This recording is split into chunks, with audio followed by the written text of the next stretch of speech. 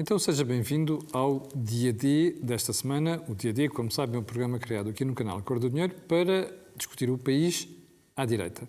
Nós temos um painel de 4 comentadores que vão alternando e esta semana está comigo o Miguel Morgado e o Rui Ramos. Ora, o que é que temos na agenda? Muita coisa e temos que ser breves, que é para não abusarmos do tempo.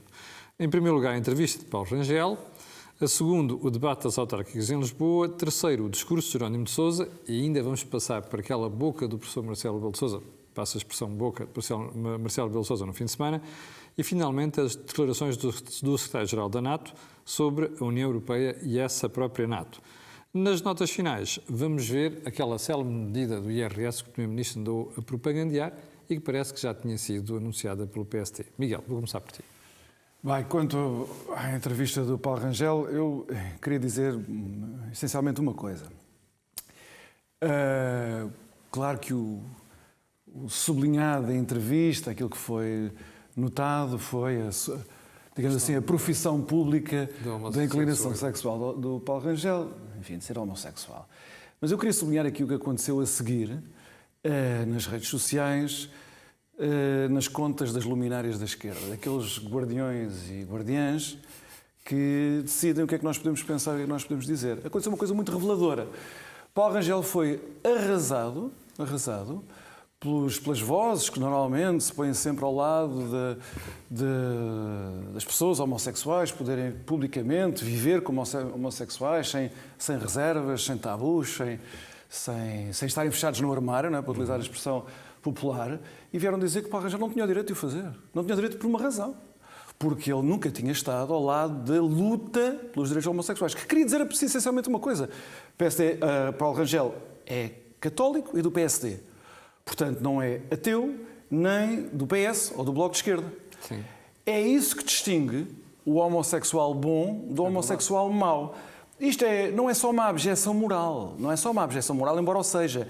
É, sobretudo, muito revelador do que é este identitarismo da esquerda, quer dizer, esta ideologia identitarista, que é a tábua de salvação da esquerda pós-moderna em Portugal e no resto do mundo ocidental. Faz lembrar aquela coisa que num programa de rádio, quando o Joe Biden, agora Presidente dos Estados Unidos, estava em campanha, ele já tinha ganho as primárias, mas já estava em campanha contra os republicanos. Não sei se ali primavera de 2020. Qualquer pessoa pode ir ao Google e ver isso. E então ele vai a um programa de rádio, que é um programa de rádio de um negro americano. Não sei se era rapper, não sei se é cantor, mas tem aquele programa que é o Charles Maine. E então o programa está a terminar, um tom muito amigável, mas em que o Charles Maine diz-lhe: se calhar, Joe, se calhar tens que cá voltar porque ainda há aqui muitas coisas para decidir. E o Joe Biden responde assim: bem, se tu ainda hesitas entre mim e o Trump, então tu não és negro. Mas é isso, todas as pessoas podem concordar. Então não és negro. Ele está a dizer, um branco, Joe Biden, um branco, está a dizer a um negro que ele não é negro por estar hesitante entre o Trump e o Biden. Quer dizer então o quê? Que o identitarismo não é uma ideologia, como se diz, dos direitos humanos, que por definição são universais, não é para os de esquerda e outros para a direita.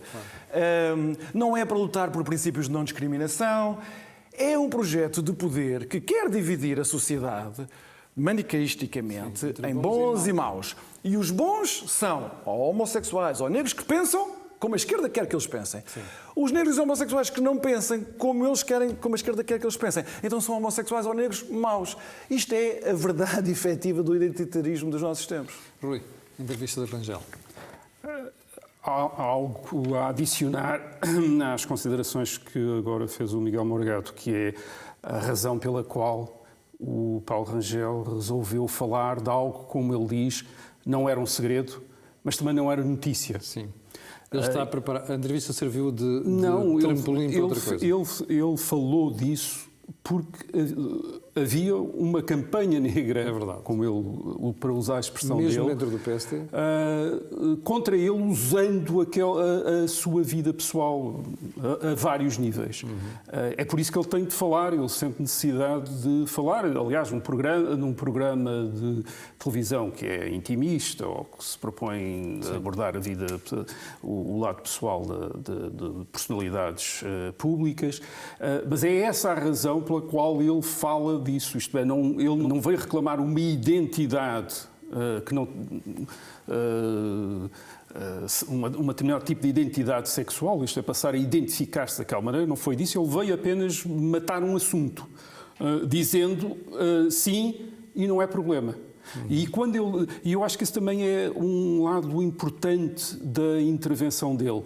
O ele referir que não é um problema, ao contrário também do que a esquerda finge constantemente. Ele diz não é um problema. Ele, aliás, até disse não é um problema agora e já não seria um problema nos anos 80 e já não seria um problema nos anos 90. E a esquerda, esta esquerda militante que faz disso razão de ativismo e de luta contra o sistema, não é capaz de reconhecer isso, porque isso seria reconhecer a verdadeira razão desse tipo de ativismo, que é criar constantemente problemas artificiais, isto é, obrigar as pessoas a dividirem-se, a escolherem este campo e aquele. Ele, portanto, ele colocou aquilo como uma coisa que faz parte de uma história pessoal que ele descreveu, acidentada, difícil, em determinados momentos, mas que agora é algo que ele aceita naturalmente, que ele aceita como parte da sua vida e que não está, e esse é que é o ponto importante, ele não está a politizar essa parte. Mas achas que a entrevista não serviu para mais do que isso? Não serviu para Paulo Rangel passar uma imagem diferente ao país, até por causa das ambições que ele tem de concorrer à liderança do PSD? Ele já tinha sido designado antes mesmo de se projetar, porque ele ainda não declarou qualquer candidatura ou qualquer intenção de se candidatar, não excluiu, disse que não excluía, aliás, não excluía nada, mas ele já o tinha sido pelos seus adversários e, portanto, digamos que eles o obrigaram a enfrentar publicamente coisas que eles estavam a usar contra ele. Quer dizer, a ideia de que a entrevista teria sido prevista ou feita para lançar uma candidatura, eu acho que foi mais para matar uma questão. E eu acho que ele a matou muito bem.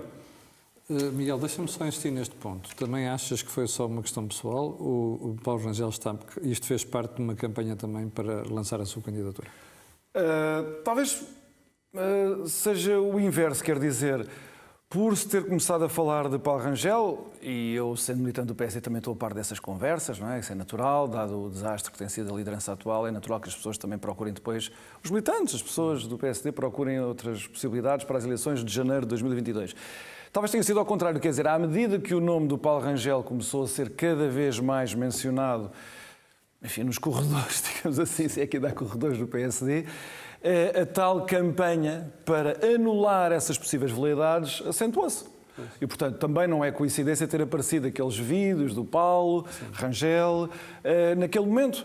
Portanto, os adversários do Paulo Rangel acharam que aquilo era um bom instrumento para liquidar as ambições pós-eleições autárquicas que o Paulo Rangel, porventura, pudesse ter. Eu recordo que o Paulo Rangel já teve, enfim, algumas dessas ambições em 2017, ele e o Luís Montenegro, e depois nem o Luís Montenegro nem o Paulo Rangel foram a jogo. Portanto, até haver uma candidatura oficial ainda falta muito tempo, e eu também prefiro falar sobre isso só a seguir às autárquicas. Pode ter sido ao contrário. Acho que, já agora, dar uma nota às pessoas que não são do PSD sobre estas questões da homossexualidade do Paulo Rangel ou de outros. Essa campanha negra contra o Paulo Rangel dentro das fileiras do PSD foi totalmente contraproducente, porque as pessoas perceberam de onde é que aqueles vídeos vinham, de onde é que aquela campanha vinha, e todas as pessoas se solidarizaram imediatamente com o Paulo Rangel, porque no PSD, ao contrário do que rezam essas lendas da extrema-esquerda, no PSD em que eu milito, toda a gente sabe que eu muitas vezes não estou de acordo com o meu partido, a questão da homossexualidade dos seus militantes ou dos seus líderes nunca foi questão nenhuma. Não vale a pena estar a arranjar esse fantasma. Há muito tempo não é. Há muito tempo não é. Vocês escolheram também o debate das autárquicas em Lisboa. Porquê? Bem, em primeiro lugar, porque está ali muita coisa em jogo nestas eleições autárquicas e foi o primeiro debate ali de uma série, não sei, de 4 ou 5 debates que vão ter lugar. É verdade que espera-se agora pelo frente a frente entre Fernando Medina e Carlos Moedas, na medida em que aquele debate com 7 interlocutores há sempre ali muita confusão e acabou o debate ser dominado pelo namoro, que agora já é evidente para toda a gente, entre o PCP e o Fernando Medina. Portanto, já ninguém tem dúvidas que haverá uma coligação, formal, informal, não interessa, entre Fernando Medina, PCP, se calhar o Bloco de Esquerda também se vai querer meter, enfim, mas do Fernando Medina com a extrema-esquerda. Só uma última nota sobre o debate, porque acho que vale a pena depois falar sobre o frente a frente quando isso tiver lugar com o Carlos Moedas com o Fernando Medina. Eu acho que ficou patente no debate que as candidaturas do Chega e do Iniciativa Liberal são, enfim, com todo o respeito para os candidatos, são um logro. Os candidatos não estão à altura daquilo que está em jogo, que é a possibilidade de derrotar uma sede muito importante do poder socialista no país, fragmentando o eleitorado que Carlos Moedas evidentemente precisava de ter mais coisa. Que isso pode prejudicar Carlos Moedas? As candidaturas do Iniciativa Liberal e do Chega no terreno, elas objetivamente prejudicam. Vamos ver se a candidatura do Carlos Moedas tem a capacidade de, até dia 26, de apelar aos eleitorados da Iniciativa Liberal, do Chega, ou de outros, ou de pessoas que não estão propriamente alinhadas, mas que se sentem mais confusas com esta fragmentação, apelar diretamente e cativar essas pessoas. Rui, namoro declarado entre João Ferreira e Fernando Medina. Sim, o debate foi interessante porque creio que se percebeu o que é que, como é que os vários candidatos à Câmara Municipal de Lisboa se distribuem em relação ao poder socialista, que é aquilo que está em causa nestas eleições. Há dois, o PCP e o Bloco de Esquerda, que estão, eu diria, a negociar ou a preparar uma negociação com um evento, com o Fernando Medina. E depois temos outros dois, a Iniciativa Liberal e o Chega, que ataca toda a gente e, portanto, objetivamente serve Fernando Medina, diz que está tudo mal, sem identificar o responsável por aquilo que eles chamam o sistema. O sistema são todos os outros, eles estão contra o sistema, e o sistema são todos os outros. Portanto, logo aí Fernando Medina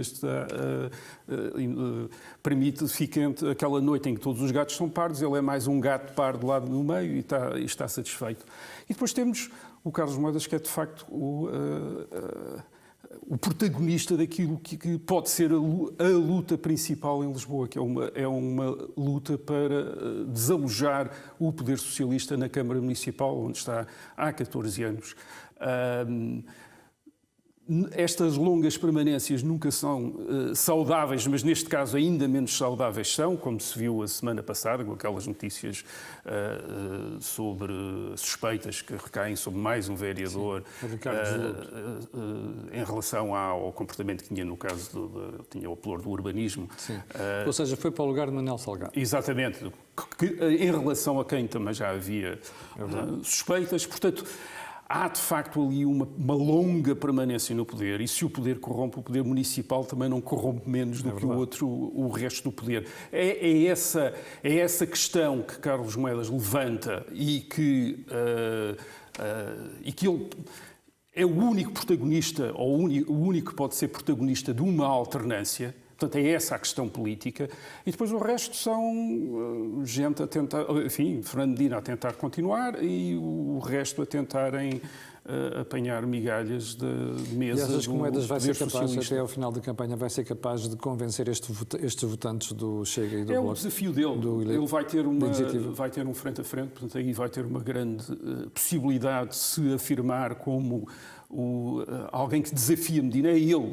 Verdadeiramente só há uma escolha, ou Fernando Medina ou Carlos Moedas. Não há outro voto interessante em Lisboa. Rui, pegando no debate das autárquicas, este namoro entre PS e PCP, não sei se estiveste atento à festa do Avante, mas discurso de encerramento, o Jerónimo de Sousa praticamente não falou de autárquicas. Atirou-se mais ao Governo, ao Orçamento de Estado, acusou o PS de estar encostado ao PST e CDS, mas pouco falou de autárquicas. Porquê?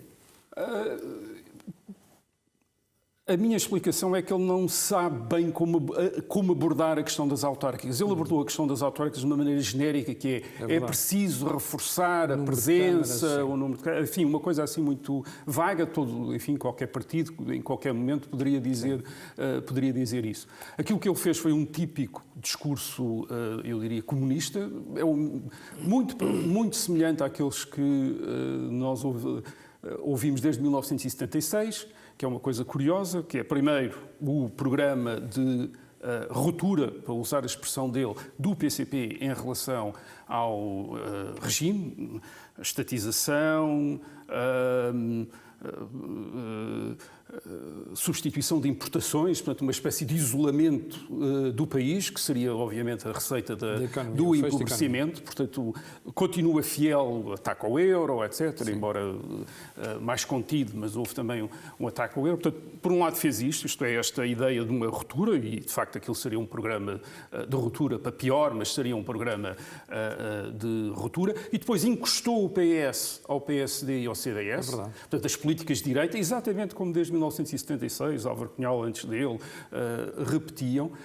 E depois começou a desfiar aquilo que a imprensa e os comentadores a seguir chamaram as condições do PCP para aprovar o governo. Está tudo negociado. O PCP não tem condições para apresentar o PCP, está refém, aliás, tal como o Bloco de Esquerda, ao contrário da encenação que se faz do distanciamento do Bloco de Esquerda em relação ao PS, que só acontece porque o PCP viabiliza e, portanto, nem o Bloco de Esquerda nem o PCP estão em condições de derrubar o governo socialista. Eles podem derrubar o governo socialista, mas nenhum há de fazer isso. E, portanto, o PS há de lhes sempre dar coisas que interessam ao próprio Partido Socialista, porque até é uma maneira de o Partido Socialista entrar nos eleitorados ou capturar um bocadinho das agendas dos seus apoios parlamentares, mas nunca irão colocar em causa, porque, repara, o PCP ter umas eleições legislativas, 3 meses depois das eleições autárquicas, em relação às quais já não está bem. Quer dizer, e irem às eleições o PS a dizer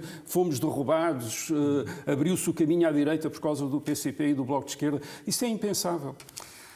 Miguel, como é que viste a intervenção de Jerónimo de Sousa na festa do Avante?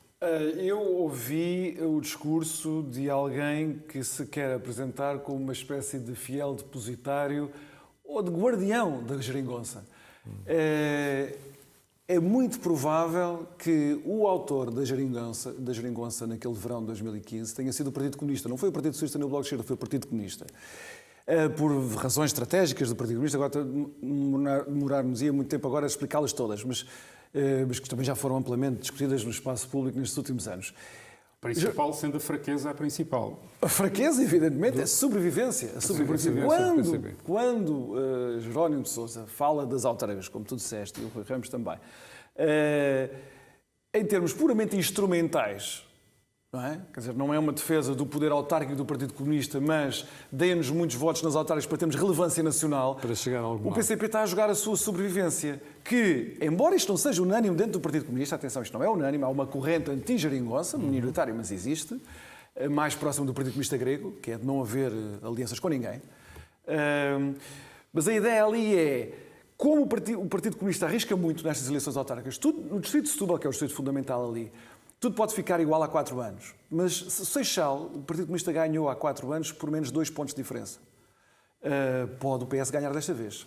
Em Setúbal, a candidata comunista, que vai concluir o seu 3º mandato, foi um Presidente da Câmara muito popular na cidade, teve mais de 50%, creio eu, nas últimas eleições. Não se pode recandidatar. Vai candidatar-se à Almada. Sim. A perda da Almada há 4 anos para o Partido Socialista foi um desastre para a sobrevivência nacional do Partido Socialista. Um desastre. Há um desespero do Partido Socialista em recuperar a Almada, mas é muito provável que não consiga recuperar a Almada. Se, porventura, o Partido Comunista perde ou Setúbal ou Seixal, então eu diria até que é a sobrevivência do Partido Comunista como partido de expressão nacional que fica comprometida para o futuro. Isto quer dizer, então, o quê? Quer dizer que a estratégia do Partido Comunista é de ser o garante da geringonça. Uma geringonça situada à esquerda, com certeza, mas onde tem de estar sempre a ser demonstrado ao país que o Partido Comunista, por assim dizer, faz falta. O Partido Comunista deixa de fazer falta em 3 condições, em 3 cenários. Deixa de ser um partido com representação parlamentar suficiente para o Partido Socialista formar maiorias absolutas.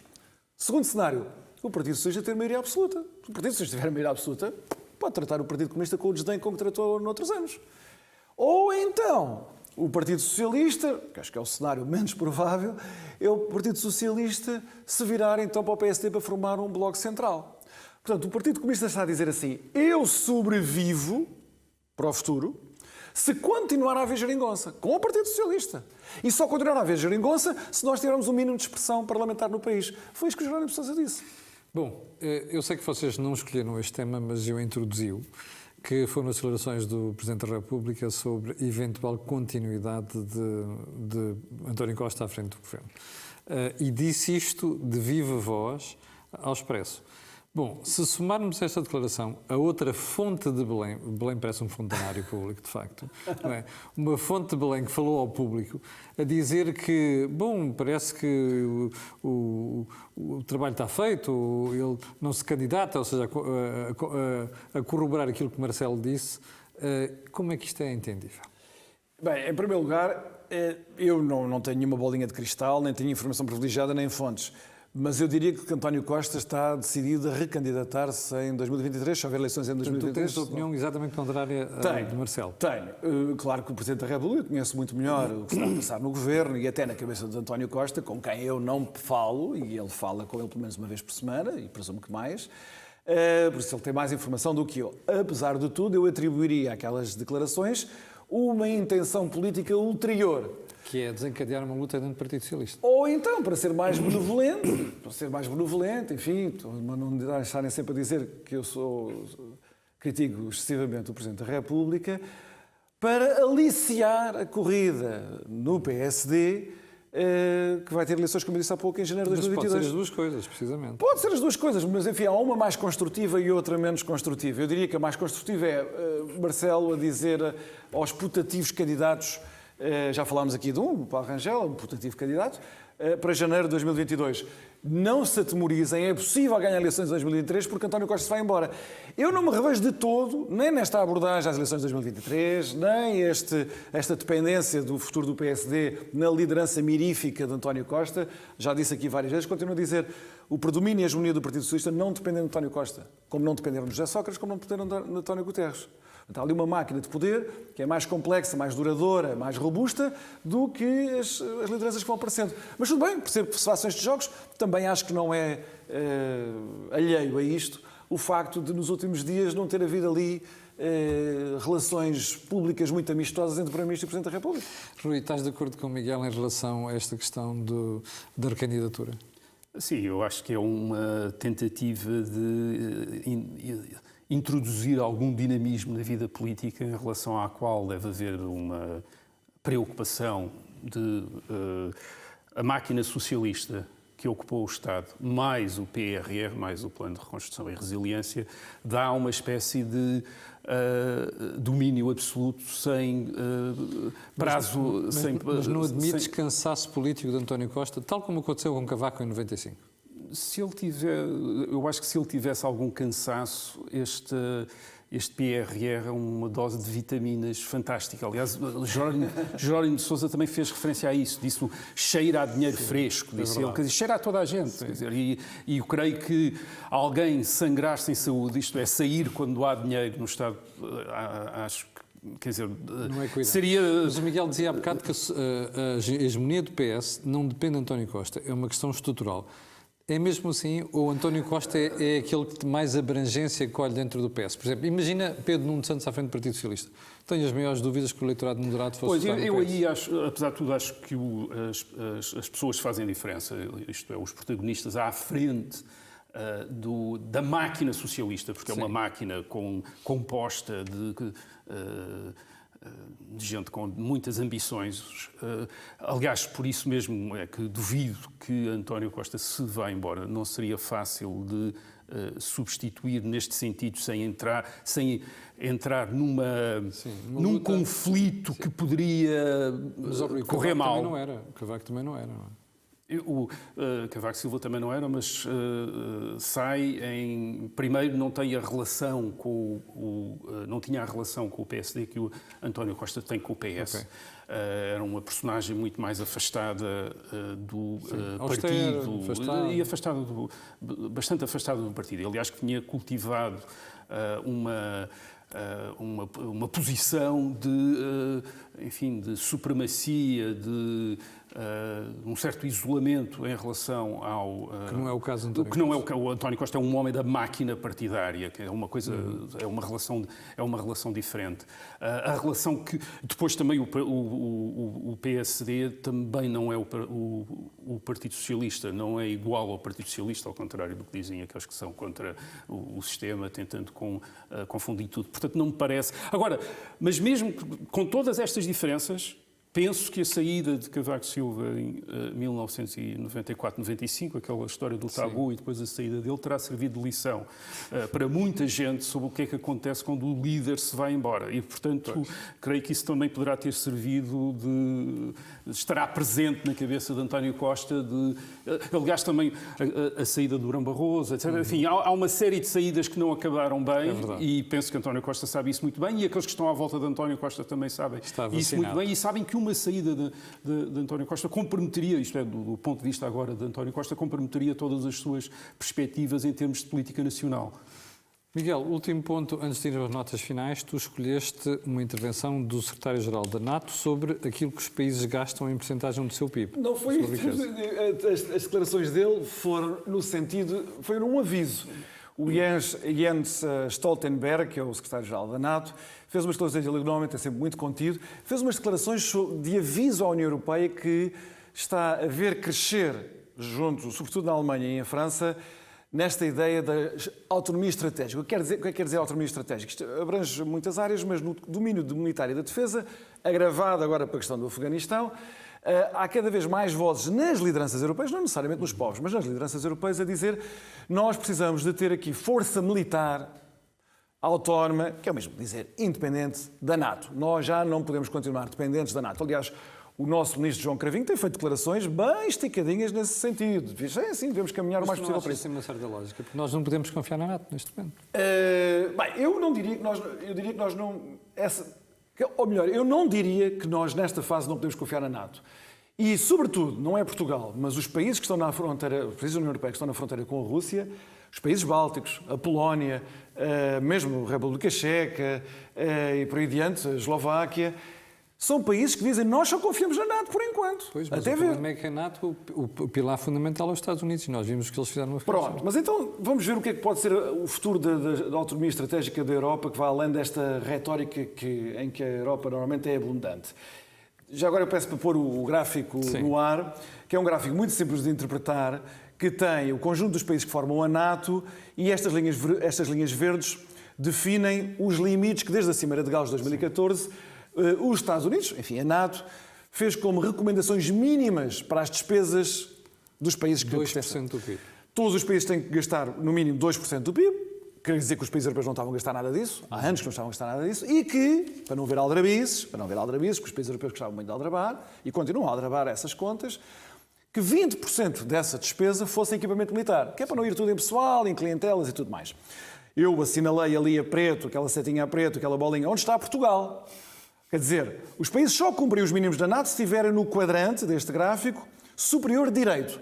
Portugal, como não é surpresa, está no quadrante inferior esquerdo. É dos 4 ou 5 incumpridores absolutos. Isto quer dizer que a Europa tem muita retórica, mas deu-lhe muito jeito ao longo dos últimos 50 anos gastar muito pouco dinheiro em despesas militares. E o eleitorado... E ter o paraquedas, digamos claro, assim. E o eleitorado europeu estará mesmo disposto a duplicar, triplicar em cada um dos países as despesas militares. Veremos, logo veremos. Mas eu só queria dizer mais um ponto sobre isto. Eu corroboro os avisos do secretário-geral da NATO, que já agora não é americano, ele é dinamarquês. É verdade. Porquê é que eu corroboro? Porque, às tantas, o problema europeu nesta questão da segurança e defesa não é uma questão de recursos. É uma questão política. E que posso traduzir de uma maneira sintética desta maneira. A Europa foi, nos últimos 50 anos, quis ser, nos últimos 50 anos, um farol de um regime pós-soberano, pós-nacional, pós-política de poder, que, portanto, podia dispensar a política antiga, que envolvia forças militares, invasões, defesa, espionagem, por aí adiante. E porquê? Porque tinha a cobertura dos Estados Unidos. Foi um luxo. Agora já não um luxo. Agora não sabemos se... Continuamos a ter proteção dos Estados Unidos, vamos ver até que ponto é que ela é fiável. O que eu estou a dizer é que no momento em que a União Europeia mais desenvolveu a sua cultura interna, de ser uma comunidade política apenas da tolerância, dos direitos humanos, da economia social de mercado, dispensando qualquer relação com o poder puro e duro das relações internacionais, é agora que quer regressar a esse paradigma que conscientemente rejeitou durante 50 anos e mais, e para o qual educou os seus eleitorados. É que todos os governos da União Europeia, sem exceção, educaram os seus eleitorados de que as potências da guerra São os Estados Unidos, a China, a Rússia. Nós, europeus, não temos nada a ver com isso. Nós estamos num patamar mais adiante da evolução da humanidade. Deixámos isso para trás. Agora a União Europeia diz-nos que, depois de consumado este trabalho de gerações, em que os eleitorados europeus claramente não têm disponibilidade para arriscar vidas militares no terreno, é verdade que havia alguma disponibilidade dessa em Inglaterra e um pouco em França, mas nós vemos que o líder das questões europeias, que é a Alemanha, e vemos que tipo de preferências tem esse eleitorado, e ainda mais se houver agora uma coligação entre o SPD e os Verdes, ainda haverá mais aversão a que a Alemanha seja uma potência que esteja capaz de projetar poder militar fora das suas fronteiras. Tudo isto é imensamente contraditório. O problema não é só ser contraditório, é que nestas contradições arrisca-se muita coisa. E arrisca-se a incentivar as forças na América que querem descolar da Europa. Rui, mesmo ponto. NATO e a aposta da União Europeia na defesa militar. Primeiro ponto. É muito curioso que estes problemas que são levantados agora tivessem durante anos sido atribuídos à presidência de Donald Trump.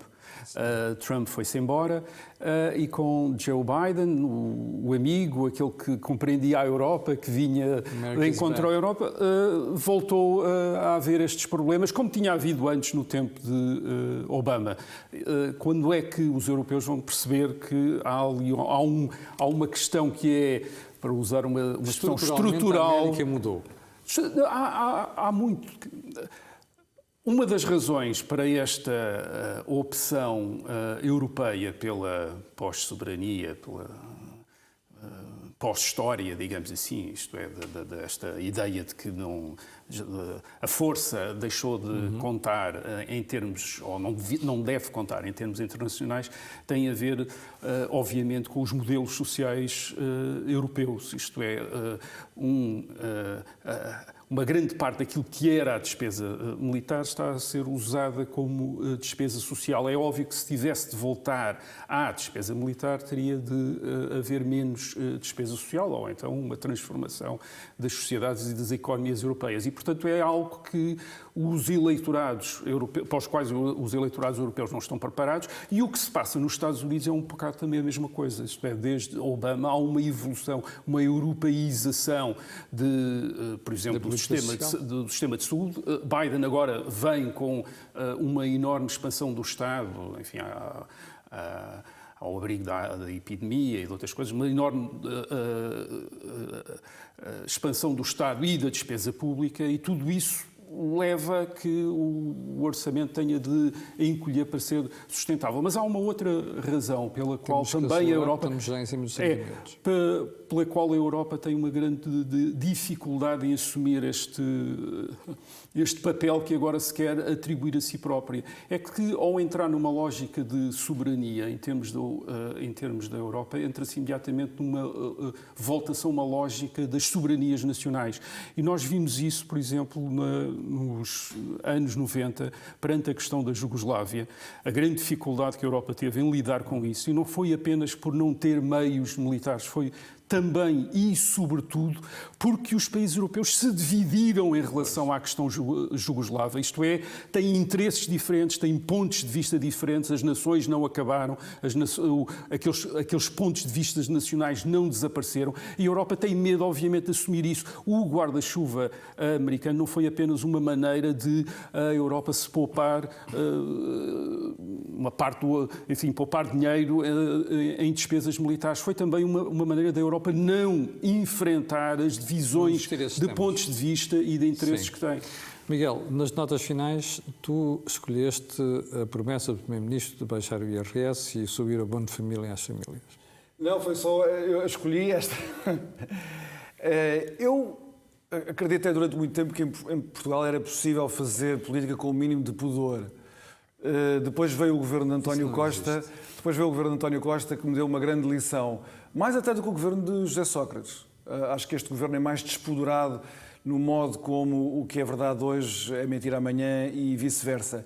Agora, esta promessa que António Costa faz, que é de um IRS mais baixo, no fundo mais baixo para a malta mais nova, que entra no mercado de trabalho, durante 5 anos tem ali um IRS mais baixo. Nada disto seria de censurar, era uma promessa como tantas outras, se o Partido Socialista há meses, não foi há 10 anos, há meses, não tivesse chumbado esta mesma proposta quando foi apresentada pelo PSD, nomeadamente pela JSD, mas enfim, o PSD, o grupo parlamentar do PSD no Parlamento. Isto revela também muito do que é que tem sido o nosso país nos últimos anos. Há uma devastação da capacidade do país, enquanto país, ter o mínimo de memória coletiva, que faz com que seja impossível aprender politicamente, aprender civicamente, seja sobre o que for. Rui, estás surpreendido? Não estou surpreendido, mas fiquei, por exemplo, surpreendido com a maneira como Rui Rio, este fim de semana, avançou com a sua proposta de baixar o IVA da restauração para 6% e endereçou imediatamente ao PS, ao PCP, ao BE. Portanto, o PSD pareceu-me também bastante habituado à ideia de que mais tarde ou mais cedo as suas ideias são para ser adotadas pelo Partido Socialista. Muito bem. Bom, chegámos ao final do dia D desta semana. Foi com o Miguel Morgado e com o Rui Ramos, a quem eu quero agradecer. Nós estaremos de volta na próxima segunda-feira. Antes de terminar, quero só pedir aquilo que peço sempre, que é colocar um gosto e fazer partilha nas redes sociais, e também sabe porquê, aquilo que houve aqui neste canal não houve em mais lado nenhum. Obrigado, até à próxima segunda-feira.